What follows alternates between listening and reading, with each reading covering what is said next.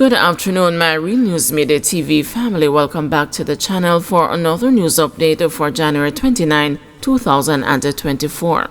Please remember to leave a comment, like, and share. And in the news this afternoon, protest leaders undaunted by opposition from diaspora members fearing damage to Jamaica's image. The man who has stirred a controversy among the Jamaican diaspora by calling for protest demonstrations in major world cities where Jamaicans live to dramatize issues like corruption, violence, and crime in their homeland has pledged to continue his mission. Dr. Rupert Francis managed to draw approximately 100 placard-bearing Jamaicans to the first demonstration outside the Miami consulate on January 19, 2024, but described it as a success which would motivate him to lead a further protest in other cities. Dr. Francis, who heads the Jamaica Diaspora Crime Intervention and Prevention Task Force, said one person attended the rally from Chicago, Illinois, and others from Florida and North Carolina. I am both proud and satisfied with the response, and I expect to see similar or better support in our upcoming efforts, he told the news on Sunday. His next stop, he said, would be New York and Washington, D.C., before heading for Toronto, Canada, and London in the United Kingdom. While angering the Jamaican government, which fears his actions would embarrass the country, Francis had found that many Jamaican nationals oppose his call for protest, even as they agreed that his position on the issues was understandable. As a result, he has come under heavy criticism from some diaspora groups and the government officials after issuing a letter last month blaming the government for high crime rate and the corruption in Jamaica and the failure to provide a promised service delivery. The letter, which was sent to Jamaica's ambassador to the United States, R.J. Marks, also spoke of government's unfulfilled promises regarding the diaspora's involvement in the political process. I wish to inform you and by extension the Jamaican government that the diaspora will engage Jamaica's international partners to seek redress of our grievances, Dr. Francis told Marks. Additionally, the community has endeavored to legally and peacefully conduct a protest at the official offices of the Jamaican government in the United States, Canada, and the United Kingdom to garner international attention.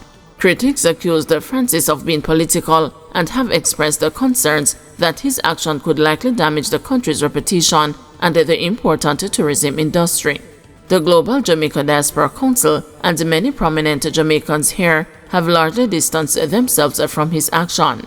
David Mullins, who is chairman and chief executive officer of Blue Maho Holding Incorporated, said that while he agreed that crime and corruption are at levels that need attention, I do not agree with the approach taken by Dr. Francis. He should have come to the table and sought a dialogue with the various diaspora groups and the government about his concerns, because it is true that many of his concerns need to be addressed, he added. Another entrepreneur, Rory Richards, the CEO of Grocery List Jamaica, said he would have preferred if Dr. Francis had taken a different approach on the matter. There are a lot of connections that he could have reached out to and established a collaborative consultation with the government about these concerns, he argued. Richards said that many of the issues raised by Dr. Francis require long-term fixes and a social intervention. I just don't think that going public, as he did, was a good idea, as it could only damage the country.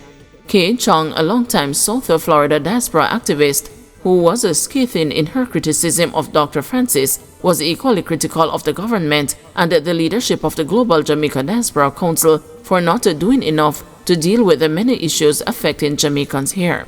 She said that the Diaspora Crime Intervention and Prevention Task Force is not a part of the official Global Jamaica Diaspora Council, and as such, Dr. Francis is not authorized to speak on behalf of the diaspora.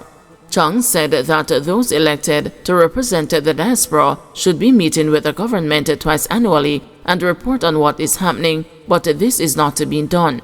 I do not disagree with a lot of the concerns raised by Dr. Francis, and they need to be addressed.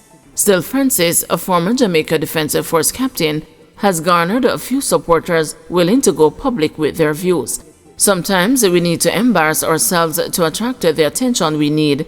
if indeed that was the intention of Dr. Francis, which I do not believe it was, declared Patrick Beckford, a former head of the then Diaspora Advisory Council for the Northeast U.S.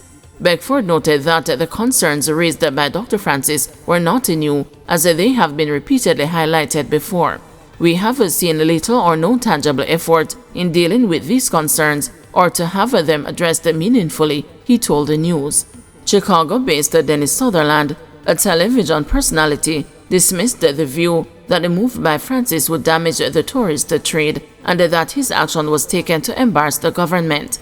Sutherland, who traveled the more than 1,000-mile journey from Chicago to Miami to attend the recent public protest, said that after spending $60 million on a house with plans to return home, I am still here because of my fears over the level of crime and violence.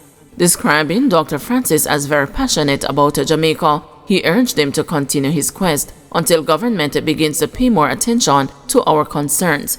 He also took the opportunity to call for better remuneration for police officers in their fight against the crime and the violence. Europe-based attorney Joan Webley was skeptical about the public protest, but argued that something needs to be done, as there needs to be a greater effort all around to integrate the skills of the Jamaicans abroad. And the independent journalist Carlos Gray said that the action by Dr. Francis has been a long time coming and should have happened before. Those who see his approach as damaging to the country are not being fair in their assessment. Grandmother gunned down at her home. With tears streaming down her face, Cecilia Martin fell to her knees at the very same spot where her mother, Anne-Marie Elby, was killed last Friday in Gregory Park, Portmore, St. Catherine. Martin then lit 2 candles in the bloodstains, symbolizing that although her mother was gone, her memory would live on. For Martin, 38, her mother was her backbone and her best friend. She told the news that she had no idea why anyone would want to hurt Elby. My mother and everybody get along. She's that kind of person. I don't even know why, but one thing me I tell them say. Me nah serve a dead God, Martin said, unable to hold back her tears. Police reports are that Elby, 54, also known as Mego, was ambushed at her home about 10:19 p.m. shortly after she arrived. The police were summoned and Elby, who was a bartender, was found lying inside her yard with multiple gunshot wounds. She was pronounced dead at hospital. Martin told the news that although she and her daughter were home when the shots were fired, she initially did not realize her mother was harmed. She thought Elby was at the shop purchasing a pack of ramen. However, after all her calls to her mother went unanswered, she started to worry. A short time later, a neighbor told her to look outside. A horrific sight greeted her. When me go out there, me see my mother lay down on the ground dead. Me and my baby go find her. And me start ball out and people just come and look and some of them just turn away. Them just come and look and move off, Martin said. She said that she has no idea how to cope with her mother's loss, but is doing her best to stay strong for her daughters. However, her older daughter, Amelia Bryan, was inconsolable. After receiving prayer at the Richmond, Jamaica Free Baptist Church with her mother by her side, a dazed Bryan walked back to the house where her grandmother was killed and cried, "My grandmother, my grandma, you never deserve this." Member of Parliament for East Central St. Catherine, Alonda Terrelong, who was visiting the grieving family, said that he was shocked by the murder. Mego was such a vibrant member of the community. I mean, she raised her family with such care. She was a hardworking woman. She was the life of any party. She was the life of the community. And it's so unfortunate, he said. Terry Long said that he has called for a permanent police post to be placed at the intersection of Cottage Drive and the Bangor Gully and the Dyke Road. It is impossible for the police to patrol the Gulf area because it is a labyrinth of just zinc and a dirt track and the choppy getaways. And what these criminals do, they wait for the police van to pass and then they come into the community, wreak havoc, and then they make their escape, he said.